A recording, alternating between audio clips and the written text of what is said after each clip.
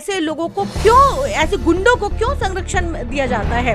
क्योंकि क्या कानून देश के अंदर नहीं है? अगर नहीं है तो सारी अदालतों को ताला लगा दिया जाए। तो जो उसका साथी है रिंकू सैनी, उसने तो इकबाल जुर्म किया है, तो फिर क्या ये झूठ है?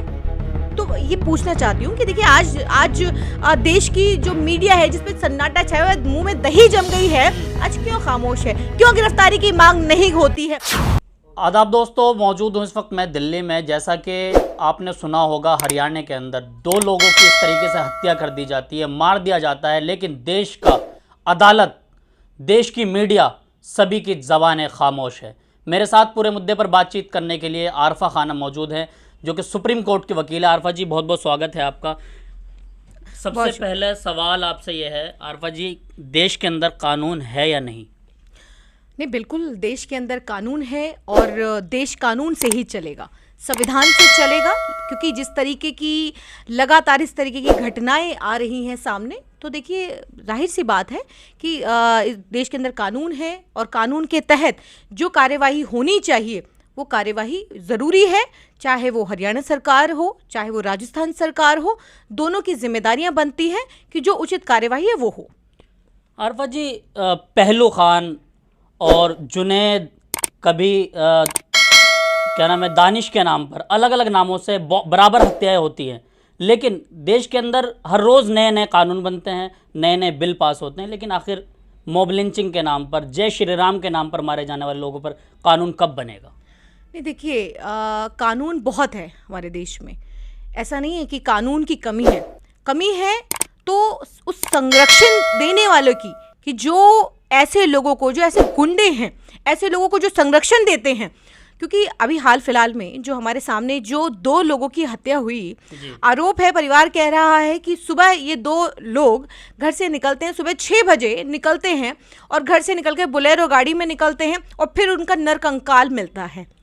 तो और जिसके ऊपर आरोप है वो बताया जाता है कि वो भाजपा का, बजरंग दल से वो आता है। भाजपा के कई ऐसे लोग हैं, यहाँ तक कि सुप्रिटेंडेंट ऑफ पुलिस है, एडिशनल सुप्रिटेंडेंट ऑफ पुलिस है, गृह मंत्री के साथ तस्वीरें वायरल होती है। इसके अंदर जो सूचना प्रसारण मंत्री हैं उनके साथ तस्वीरें वायरल होती हैं। तो पूरी तरीके से तमाम मीडिया, तमाम जो नेता हैं, जिस तरीके से हम देख रहे हैं लगातार, वीएचपी हो या और तमाम जो बजरंग दल हो, तमाम मोनू मानेसर जिसके ऊपर आरोप है, और 4 और लोग ऐसे हैं जो उसके साथी हैं, उन पर जो ये आरोप है, ये बताया जा रहा है कि ये मीडिया के सामने तो आ रहे हैं, लेकिन इनको ना तो हरियाणा पुलिस पकड़ पा रही है, ना राजस्थान पुलिस पकड़ पाती है। तो देखिए पूरी तरीके से हरियाणा सरकार का फेलियर है। हम राजस्थान सरकार की भी बात करें अगर, तो क्योंकि 302 का मुकदमा राजस्थान की सरकार ने किया, लेकिन हरियाणा की सरकार की तरफ से कोई मुकदमा नहीं हुआ। एक 174 सीआरपीसी की धारा 174 के तहत एक मुकदमा होता है, लेकिन मुकदमा नहीं होता है, कंप्लेन सरसरे तौर पर एक कंप्लेन ले ली जाती है, लेकिन 302 का जो मुकदमा है वो राजस्थान सरकार में, राजस्थान की पुलिस करती है। लेकिन अभी तक मोनू मानेसर, जो कि असल जो उसका नाम है मोहित यादव, असली नाम है, ये गायब है। ये ना तो राजस्थान पुलिस को मिल रहा है, ना ही हरियाणा पुलिस को मिलता है। लेकिन सिर्फ ये 2 युवकों के ही आरोप नहीं है। आपको याद होगा, वारिस एक नाम का युवक, जो जिसकी जनवरी के अंदर 20 दिन पहले ही उसकी भी हत्या का आरोप इसी व्यक्ति के ऊपर लगता है। तो ये पूरी तरह क्यों नहीं जांच होनी चाहिए, क्यों नहीं गिरफ्तारी होनी चाहिए? हम लोग लगातार देखते आए हैं कि अगर चाहे वो सरतन से जुदा की बात हो, तो तमाम सोशल मीडिया पर हंगामा होता है, क्योंकि युवक मुस्लिम थे, लेकिन वो कहाँ के निकलते हैं? वो भाजपा के निकलते हैं, भाजपा का पट्टा डाल करके वो तस्वीरें उनकी हमने देखी हैं। तो ये जो मानसिकता है इस तरीके की, गौ रक्षकों के नाम पर हम अखलाक नहीं भूले हैं, हम पहलू खान नहीं भूले हैं, हम तबरेज अंसारी नहीं भूले। आपने बजरंग दल की बात करी, आपने जय श्री राम की बात करी, तबरेज अंसारी का वीडियो रिलीज होता है, हमने देखा जय श्री जब जबरन उसे जय श्री राम कहलवाया जाता है और उसकी पीट पीट करके हत्या कर दी जाती है, अखलाक की पीट पीट कर हत्या कर दी जाती है। जिस तरीके से अलवर के अंदर पहलू खान की हत्या कर दी जाती है, तो ये क्या, हम किस तरफ जा रहे हैं? आखिर क्यों कानून एक खास करके मुस्लिम समाज के लिए या दलित समाज के लिए अलग है, लेकिन एक वहीं पर ऐसे लोगों को, जैसे गुंडे हैं, जो बदमाश छोरा जो अपनी गाड़ियों में चलाते हैं और तमाम तरीके की पिस्टलें, तमाम तरीके की बंदूकें, जिसको कहा जा रहा है कि कुछ में से कुछ तो लाइसेंस वाली हैं, तो ऐसे लोगों को क्यों, ऐसे गुंडों को क्यों संरक्षण दिया जाता है? क्योंकि क्या कानून देश के अंदर नहीं है? अगर नहीं है तो सारी अदालतों को ताला लगा दिया जाए। अगर पुलिस अपना काम नहीं कर पा रही है और ऐसे लोगों के हाथ में कानून व्यवस्था दे दी गई है, तो कम से कम तमाम अदालतों को, तमाम ऐसी देश की जो मीडिया जो गूंगी बहरी बन गई है, सर तन से जुदा करने वालों के ऊपर तो खूब हंगामा काटती है, लेकिन आज अगर वो मोहित यादव है या रिंकू सैनी है या अनिल है, तो ऐसे लोग जो हैं आज वो सलाखों के पीछे। रिंकू सैनी ने तो इकबाल जुर्म किया है, आप कह रहे हैं आरोप है। मोहित यादव ने तो, जो मोहित यादव उर्फ मोनू मानेसर है, उसने कुछ नहीं किया है। अगर उसने कुछ नहीं किया है तो जो उसका साथी है रिंकू सैनी, उसने तो इकबाल जुर्म किया है, तो फिर क्या ये झूठ है? तो ये पूछना चाहती हूँ कि देखिए आज देश की जो मीडिया है, जिसपे सन्नाटा छाया हुआ है, मुंह में दही जम गई है, आज क्यों खामोश है? क्यों गिरफ्तारी की मांग नहीं होती है? 302 का मुकदमा राजस्थान पुलिस करती है, लेकिन हरियाणा पुलिस अपना पूरी तरीके से पल्ला झाड़ती हुई नजर आ रही है। एक तरफ तो देश के प्रधानमंत्री मोदी जी बार बार तथाकथित गौरक्षकों से ये कहते हैं, ये अपील करते हैं, 3-4 बार उन्होंने अपील की है कि जो ऐसे गौरक्षक हैं वो असामाजिक तत्व उनको कहा गया है। 2016 के अंदर, 2017 के अंदर 6 अगस्त 2016 के अंदर मोदी जी ने कहा है, ये तमाम वीडियोस इंटरनेट पे आप देख सकते हैं। 29 जून 2017 के अंदर मोदी जी फिर एक बात कहते हैं कि ऐसे लोग जो गौरक्षा के नाम पर, ऐसे लोग जो इस तरीके की हत्याओं को अंजाम देते हैं, ये नाकाबिले बर्दाश्त है। फिर दोबारा से मैडम आखिर देश की एजेंसियां कहाँ हैं? इस तरह के संस्थाओं पर आखिर क्यों नहीं ताला लगाया जाता है?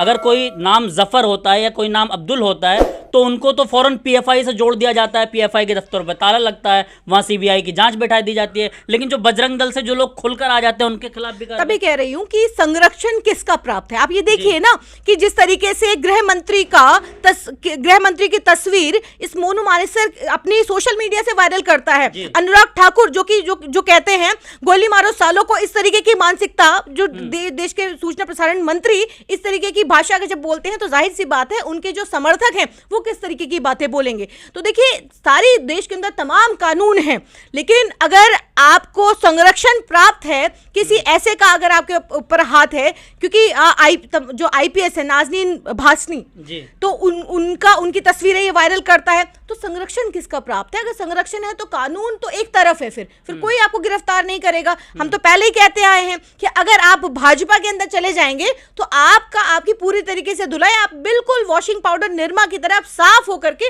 बिल्कुल साफ सुथरी छवि के साथ, आपको कोई गिरफ्तार नहीं कर सकता। साफ सुथरी छवि हो जाएगी आपकी। पूरे देश का जो भरोसा है वो देश के न्यायालय पर, देश के न्यायालय आखिर देखिए, जब इस तरीके की घटनाएं होती हैं तो उम्मीद की जाती है, जैसा कि हम लोगों ने अखलाक के वक्त में, हम लोगों ने पहलू खान के वक्त में, हम लोगों ने तबरेज अंसारी के वक्त में, हम लोगों ने उम्मीद की थी कि न्याय होगा। देश के अंदर कानून है, देश के अंदर संविधान, उस संविधान के तहत ये पूरी तरीके से इन परिवारों को न्याय मिलेगा। लेकिन आज वो परिवार न्याय की मांग कर रहा है। आज भी एक जुनैद को जिसका नरकंकाल मिला, एक जुनैद की मां आज भी जुनैद को तलाश रही है, आज भी वो जुनैद नहीं मिलता है। तो देखिए, जाहिर सी बात है, जब इस तरह की घटनाएं और देश का कानून जो उचित कार्यवाही जब नहीं होती है, तो बिल्कुल आम लोगों का भरोसा न्यायपालिका से उठता है। देश की मीडिया तो अपना रूप दिखाई चुकी है, जो लोकतंत्र है अपनी अंतिम सांसें गिन रहा है। तो ये हम ये सब जानते हैं,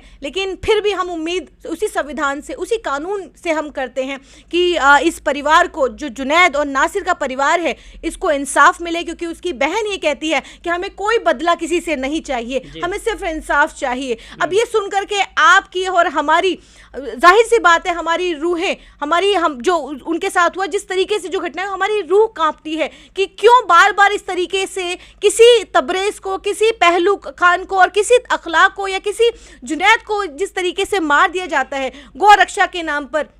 जिस तरीके से इस तरीके के गुंडे समाज में घूम रहे हैं, आखिर क्यों? कोई रेप अगर कोई पीड़िता है तो उसके जो आरोपी हैं उसको छोड़ करके उसकी फूल मालाओं से स्वागत किया जाता है। रेप पीड़िता अगर कोई अगर रेप का आरोपी है तो उसके लिए तिरंगा यात्रा निकलती है। आखिर कब ये सब रुकेगा? तो ये सब हम इसकी उम्मीद करते हैं और लगातार हम लोग अपनी आवाज़ें बुलंद करते रहते हैं। देखिए, कानून, मैं एक वकील होने के तौर पर भी ये बात कहती हूँ, मैं परिवार से भी मिलने जाऊंगी और परिवार से मिलकर के भी उनकी लड़ाई को जहां तक हो सकता है हम आगे इस लड़ाई को लड़ेंगे, क्योंकि जाहिर सी बात है देश के अंदर जिस तरीके के हालात, जिस तरीके की का सांप्रदायिक माहौल बनाया जा रहा है, एक 2024 कह लीजिए कि जब भी चुनाव आते हैं तो इस तरीके का माहौल हम लोगों को देखने को मिलता है। लेकिन हमारी और आप सबकी जिम्मेदारी ये बनती है कि हम ऐसे माहौल में, आज हो सकता है जुनैद और नासिर हैं, कल को कोई आप और हमारे परिवार से ऊपर वाला ना करे कि ना हो,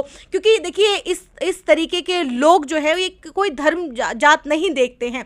ऐसे लोग समाज के लिए खतरा है, देश के लिए खतरा है। तो ऐसे लोगों की जो असल जगह है वहां पर इनको पहुंचाना चाहिए, उचित ऐसे लोगों के खिलाफ कार्रवाई होनी चाहिए और जल्द से जल्द इनकी गिरफ्तारी होनी चाहिए। इस तरह के संस्थाओं को लेकर क्या कहेंगे, जिस तरह के संस्थाओं से इन लोगों के ताज जुड़े हुए हैं, जिस तरीके से अगर कोई नाम मुस्लिम होता है तो उसको सीधा हाफिज सईद या अदर नाम से कहीं से जोड़ा जाता है, जब इनके नाम खुलकर भी आते हैं उसके बाद भी इस तरह के संस्थाओं पर क्यों नहीं कार्रवाई होती? देखिए, अब तो खुल के नाम सामने आ गया है, जिस तरीके से मोनू मानेसर का हो या फिर इससे पहले भी 20 दिन पहले की घटनाएं है, वारिस को जिस तरीके से पीट कर गौ तस्करी का आरोप लगा करके उसका वीडियो भी रिलीज किया गया और जब उसकी हत्या हुई तो उसके ऊपर तमाम तरीके के तमाम चोटें थी उसके शरीर पर, तो उसका परिवार आज भी इंसाफ मांग रहा है। लेकिन देखिए, एजेंसियों का काम, या आप देखिए ना, बीते दिनों हमने ये देखा है कि अगर हम बात करें कि अगर कोई आवाज़ उठा रहा है तो उसके घर में ईडी सीबीआई की रेड पड़ रही है,